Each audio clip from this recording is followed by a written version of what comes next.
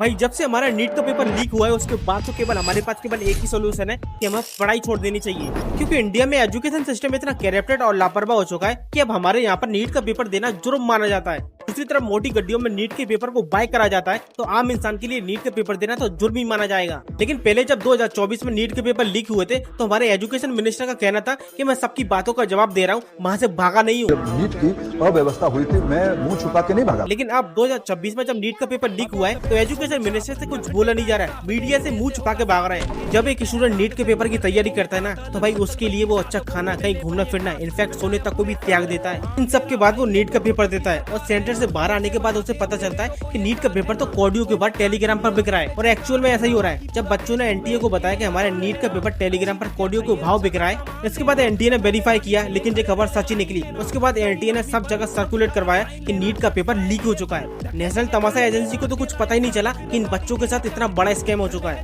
भाई इतना सब कुछ होने के बाद हमारे एजुकेशन मिनिस्टर इतना अच्छा डिसीजन लेते हैं कि नीट की परीक्षा को रद्द ही कर देते हैं। भाई पेपर के एक दिन पहले कुछ लोगों ने तो 28 लाख तक का नीट का पेपर खरीदा है। अब हमारी इंडिया की तरक्की कोई नहीं रोक सकता, क्योंकि जिस देश में एजुकेशन सिस्टम इतना सिंसियर हो उस देश की तरक्की कौन रोक सकता है।